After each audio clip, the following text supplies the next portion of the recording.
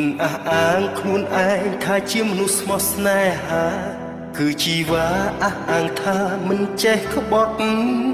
តែតាំងចិត្តខ្លួនឯងថាមិនសាងរឿងកំសត់ទីបំផុតសាច់រឿងកំសត់កើតពីស្រី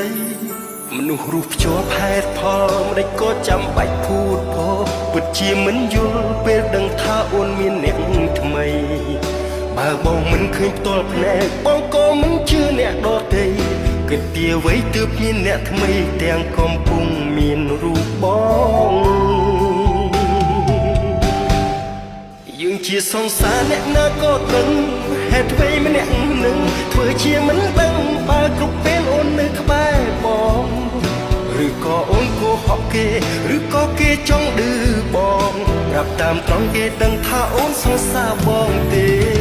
គួរតែអូនសុំបែកបងសិនមុននឹងព្រមតាក់ទងគេបែបនេះដឹងទេគេហៅថាក្បត់ស្នេហ៍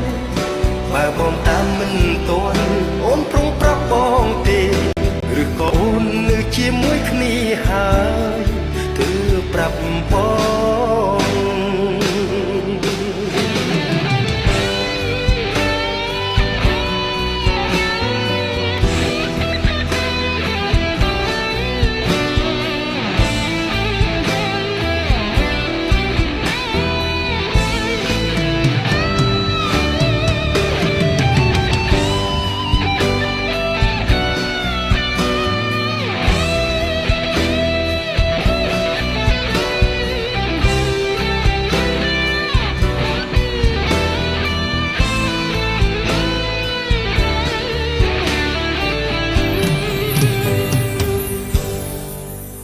មិនអះអាងខ្លួនឯងថាជាមនុស្សស្មោះស្នេហា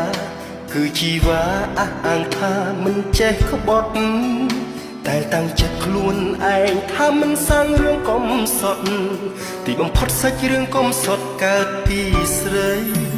មនុស្សរស់ភ្ជាប់ហេតុផលមិនដេចក៏ចាំបាច់ភូតផពិតជាមិនយល់ពេលដឹងថាអូនមានអ្នកថ្មីបើបងមិនឃើញផ្ទាល់ភ្នែកបងក៏មិនជឿអ្នកដទៃគិតពីអ្វីទើបមានអ្នកថ្មីទាំងកំពុងមានរូបបងយើងជាសង្សារអ្នកណាក៏ដឹងហេតុអ្វីម្នាក់នឹងធ្វើជាមិនដឹងបើគ្រប់ពេលអូននៅក្បែរបងឬក៏អូនកុហកគេឬក៏គេចង់ឌឺបងប្រាប់តាមត្រង់គេដឹងថាអូនសង្សារបងទេគួរតែអូនសុំបែកបងសិនមុននឹងព្រមតាក់ទងគេបែបនេះដឹងទេគេហៅថាក្បត់ស្នេហ៍បើបងតាមមិនទាន់អូនប្រុងប្រាប់បងទេឬក៏អូននៅជាមួយគ្នាហើយគឺប្រាប់បងយើងជាសង្សារអ្នកណាក៏ដឹងហេតុអ្វីម្នាក់នឹងធ្វើជាមិនដឹងបើគ្រប់ពេលអូននៅក្បែរបងឬក៏អូនកុហកគេឬក៏គេចង់ឌឺបងប្រាប់តាមត្រង់គេដឹងថាអូនសង្សារបងទេ